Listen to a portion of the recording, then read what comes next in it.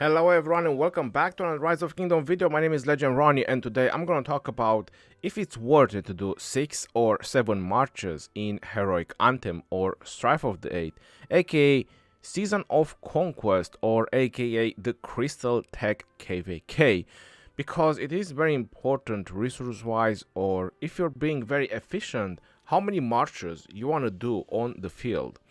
The second thing that I'm going to talk about this video is my 5 marches that I used on my last Season of Conquest and the 6 marches that I plan to use in the next Season of Conquest, because my last Season of Conquest the Crystal Tech was up to 5 marches. It was the old Crystal Tech, but now with the current Crystal Tech you can go up to 7 marches, and my plan is to do only 6 on the field. And I'm also going to give you some tips and advices regarding how you should pair your commanders, because you all know right now game is very paced up. For example, if you start in a new kingdom and by the time you have your first KVK is very fast, and then the time frame between your first KVK and your second KVK is also very paced, and then you have the time frame between your second KVK and third KVK is again very fast. So for example, by the time you finish your third KVK, your kingdom is not even 1 year old. And when I had my first KVK, I think we were like 8 months old. And to be honest, the things are very paced since I've done a lot of guides into Rise of Kingdoms. So let's get to the first point of the video. Like, should you do 6 or 7 marches in the Strife of the Eight or Heroic Anthem or the Season of Conquest, because we might have a third KVK in the future? Now my answer to that is, it all depends what kind of player you are. And how can you tell what kind of player you are? By the time you finish your Light versus Darkness, you should know your playstyle. If you don't, maybe this guide or these few tips that I'm gonna say next, it might help you out.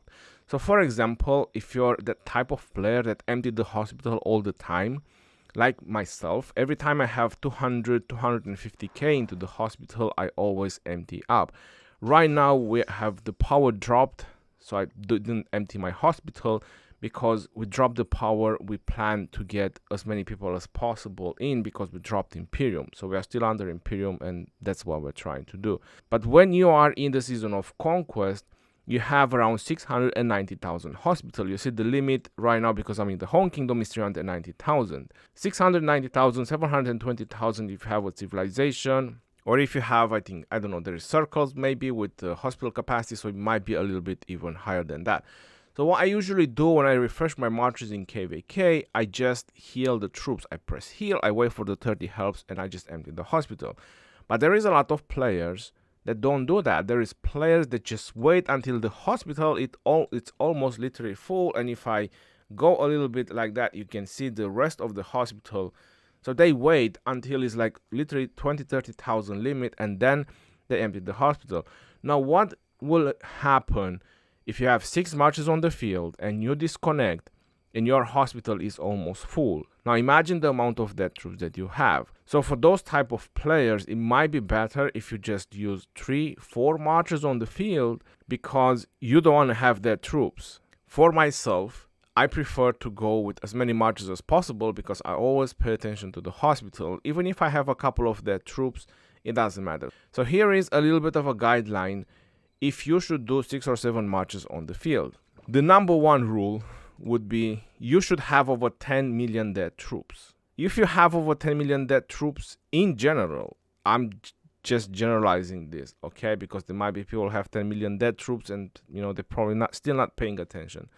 If you have 10 million dead troops, at that point you should pay attention about hospital. You probably 100% know what it means to lose troops by not healing your troops. The number 2 rule, you should be over 130 million power. I'm not even there, I'm 110, but hey, I'm paying attention. So even 110, let's put it 110 because I'm 110. So if you're 110 million power, that would be the number 2 rule. The number 3 rule would be the resources that you have on your display. So not your cards. What you have in your cards, that's your personal business, that's your stuff.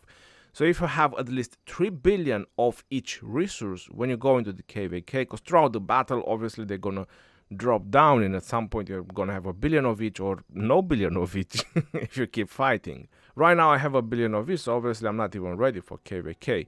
But if you have at least 3 billion of each, so that's the third rule. If you don't feel any of these 3 or you fail at least at 1, you might want to reconsider doing 6 or 7 marches on the field. And you might want to drop to 5, or you might want to drop to 4, or even 3 like I'm doing with my alt account. And I manage, even with my alt account, I've done videos so many times to excel or perform better than many players. Like for example, I've done 2 Season of Conquest with my alt account, and I was rank 16 in the contribution on the first one. And the second KVK, my apologies, is not Season of Conquest, is KVK 2, and I'm rank 2 in the contribution. So how about that, using 2-3 marches on the field and being very effective? So it can be done, and you can achieve a lot by being very effective with how you use your resources, how you use your speed ups and everything else in the KVK. Now going back to the marches, I was mentioned that I'm gonna say the 5 marches that I used my last KVK. So I've done a video where I said that I'm gonna try to go very defensive, like using Constantine and YSG, or Constantine and someone else, even Alex. It didn't work. Trying to go very defensive with Guan and Leonidas and various other marches that are very defensive, like Saladin, Takeda. So all these 5 marches, I've tried to go very defensive when we were being overwhelmed, and it didn't work. The only thing that worked is going as much damage as possible and just making sure that I'm retreating my marches in time. I was having bad trades, but I was killing stuff in the same time. While just going very defensive, I was kind of having just bad trades and not killing stuff. They were still on full marches, so I couldn't make them run away from our territory or retreat to refresh. They were still there. I was just giving them kills, literally. So the 5 marches that I used was 1, Saladin with William, 2 was Genghis with Takeda, 3 was Guan Yu with Alexander, that was 3, and then the 4th march was Ramses with Tomiris, and the 5th march was Artemisia with YSG. Now you can do reverse on the archers, I know that, so I'm just gonna mention it. You can do Artemisia and Tomiris and Ramses and YSG if you like. What I have noticed is that they like to focus more on Ramses than they like to focus on Artemisia.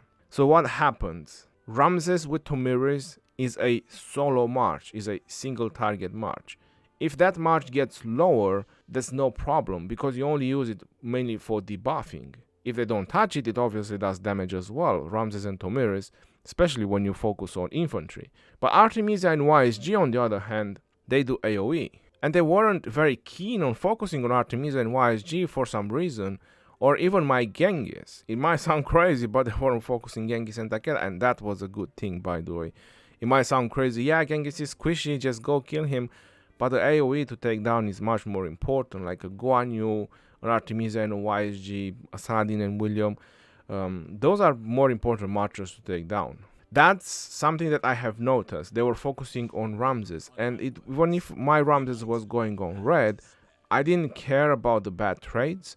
All I cared that he was keep debuffing the target that I was hitting, because he reduces defense, and then you have Tomiris somewhere over here along the line, which obviously applies the poison and also reduces the defense. Now again, if you want to do Artemisia and Tomiris, because you've seen some other content creators talking about them and pointing them out, like, yeah, this is really good and they tested them, then definitely do that. If you believe that that's the way you should go. And now I'm gonna tell you the 6 marches that I want to do next KVK. So a couple of things are not gonna change. My Ramses and Tomiris is not going to change. My Artemisia and YSG is not going to change. My Guan Yu and Alex is not going to change. So there's 3 marches already. The only thing that might change throughout the KVK is, 1 is going to be Saladin and William. And I plan to continue with Genghis and Takeda. So that's 5 marches already. And then to introduce a 6th march, I want to do Chandragupta and Trajan, or Trajan. I don't know, people will keep pointing out and trying to correct me the way I spell his name. The reason Chandragupta being first is because I want the health and defense reduction. Well, not necessarily being first for that, but I want this. So meaning that Chandragupta will be max if I use in primary, FYI. I also want Cav tree, not the leadership tree, and obviously the skill which generates very good rage. And Trajan, putting him as a second, I care about his primary skill, buffing with rage and skill damage. I care about the defense and health to keep my Chandra alive, and I care about the extra defense that he will provide for my Chandragupta throughout the duration of the fight until I refresh him and so on. And then as an extra you get 10% troops capacity. So the one thing that I won't benefit just going full cavalry is the direct damage factor 30% and the damage taken increase for 3 seconds by 20% on the target, because it requires a mix of troops. It's mentioned over here. I am happy by losing this small benefit, or some people might say that it's a big benefit, 20% damage taken increase and 300 damage, but keeping my Chandragupta alive, because you all know when Chandragupta does his primary skill, it does like a big peacock and everyone notices him. People tend to just go for him. I also had in mind like just going Chandragupta and William and doing like a Genghis and Trajan, or doing Chandragupta and Takeda and doing Genghis and Trajan, because obviously you know Genghis is a fast skill commander, which means more buffs from Trajan, which is nothing wrong in the end, and Trajan will just keep Genghis alive. And well, so this would be the 6 marches, and this would be the way I would play a little bit around with my cavalry setups, because I have 3 equipments for my cavalry. I will just have to keep switching them around. Another very possible option, but that means I'm not gonna max Chandragupta. I had in mind, since on the next wheel, which is next week, we have Xiang Yu unlocked. So I could go ahead and just max kill him because he's from the wheel, and I don't spend gems on the wheel anyway. I just unlock the commander, and if I plan to work on him, I just max him with universals, which I already have. Now if I do Xiang Yu and I max kill him, I would put at second, I would put Trajan or Takeda, one of the two. Either Trajan or Takeda would be second. But then I'll gain a very high skill nuking commander and I'll lose debuffs, which I wouldn't really want to lose the debuffs. Marchers in Season of Conquest tend to be very defensive nowadays, so reducing their health and defense even further with your 5-6 marchers that you're using can be very good and positive trades overall. Another reason why I was thinking about adding Xiang Yu to my murder ball is that I find him very useful in rallies. So trying to bring calves back on rallying rather than just archers and infantry, I thought that he might be just the thing. My advice is that with the current commanders that are in the game, 6 marches, you can find very optimal 6 marches that you can do. Unless you're very heavy on infantry and you have most of the archers and calves commanders, then you can definitely go with 7. But you have to remember the 3 rules that I was mentioning at the beginning. Over 10 million dead, over 110 million power, and over 3 billion of each resources on your display. And make sure that you always empty the hospital. Now, giving you some advices on how you should do your pairings, because I know a lot of players just invest in commanders like Genghis Khan, which it's one of my top 3 legendaries that I always recommended. But like I was mentioning at the beginning of this video, KVKs are being very paced. So you don't have time to benefit so much from commanders. So you need to do very smart investments now in terms of sculptures on your commanders, just because it's not giving you, the game is not giving you as much time as before on working on commanders. So for example, unless you're a fully cav dedicated player, I would probably scratch off Genghis Khan from the list, because the moment you reach the Season of Conquest, you have the Legendary Tavern, and as far as I have seen in the Legendary Tavern, you have access to all the new commanders, which kinda puts a lot of commanders behind, like giving them less utilities or less work to be invested on. But like I was mentioning, if you're going full cavs, like you're going for Takeda or going for Saladin Genghis, you have your Mina Double C, which, by the way, Mina Double C, after KVK 2 or 3, I will stop using them on the field. In Season of Conquest, I wouldn't bring Minamoto and Double C on the field. Same with El Cid. Once you reach the Season of Conquest, or Frederick, maybe Julius Caesar might have a utility. He's very tanky. But Frederick, Mehmed, even Mehmed might have a utility if you put someone tanky in the front. A lot of commanders are definitely dropping in utilities. So I wanted to bring out Genghis Khan in this mix regarding how you should, or which are the commanders that you should invest on, let's say, until you reach the Season of Conquest. So my recommendation is a 5551 Saladin, Alexander, max skill. So if you manage to get these two commanders, and then you have YSG max skill. So if you manage to get these three commanders and Aethelflaed, which you all obviously gonna get it from the expedition, even as a free-to-play low spender, you'll be very solid in Season of Conquest. 3 commanders, that's what you need to get, and you'll be very solid. Saladin, 5551, max skill Alex, max skill YSG, and Aethelflaed. So I'll definitely scratch off Genghis Khan from the list unless you're fully dedicated on Cavs, because I was mentioning my marches that I still use, and I'm still including Genghis Khan, because from 6 marches, 3 of them are Cavs, 2 are Archer, 1 infantry, so I'm still a Cav player. Obviously a 511 Richard or a 5511 Richard will also help, but once you reach Season of Conquest, if your Richard is not going to be max skill, I'll stop bringing him on the field. In the KVK 1-2 it might work, but after that, even Light versus Darkness, probably going to be okay, just so you can bring extra marches on the field. But once you reach Season of Conquest, you want to utilize max legendaries or legendaries similar to Saladin that 5551 are really amazing. Like I have it on my alt account, and it's just a great commander. Unless you're rallying or garrison with him, you don't need to expertise him. Or maybe you're just lucky and you're getting mightiest governors, then obviously expertise him. No reason to keep him as 5551 if you're, let's say, very close to expertise him. Various other commanders that might worth investments after that is Guan Yu, 100%. I would highly recommend working on Guan Yu.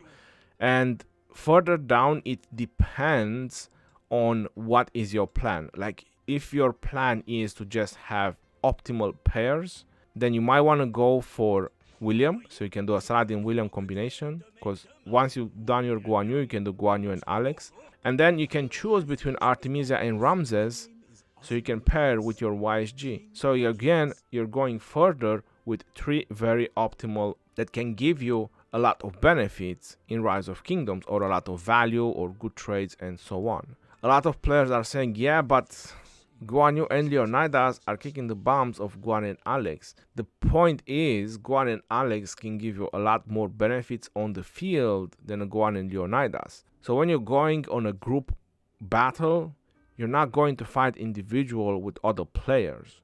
So your Alexander will either buff your marches or debuff your opponent marches. What does Leonidas do? It's just keeping your Guan Yu alive for longer, giving you better trades, right, sort of speaking, but you're not really helping on the actual battle. So I'm not saying that Leonidas is wrong to bring, I'm just trying to point out the benefits between the 2 commanders. It's same with Ramses and Artemisia. It all depends on preferences. Ramses and YSG is an amazing pair, but Artemisia has AoE value that brings on the field. So you have Artemisia and YSG, which is double AoE value. And I love this march beyond imagining or beyond comprehending that anyone would ever understand. And I'm not sure that there will ever be commanders introduced that will make me separate this pair. But that's just, you know, my thoughts and my ideas about how I'm pairing my marches. You know, it's up to everyone how they want to do their things. Going further to some of the newish commanders, if you want to reach your 4th pair, it might sound very crazy. Hear me out, it might sound very crazy. But my recommendation would be going for Trajan. Having a Trajan and an Aethelflaed on the battlefield, or if you just want to bring more AoE, even a Trajan and a Mehmed, why not? Or if you're a big fan of Harald, a Trajan and a Harald can also be brought on the battlefield. Or if you max Barca, a Trajan and a Barca, but you probably want to bring Aethelflaed, right, because she does a fan shape area. So now you're also buffing your own marches. Your own marches are already buffing each other with the pairing and the combination you do, because you have Saladin that slows, you have William that does rage and also slows with his primary skills.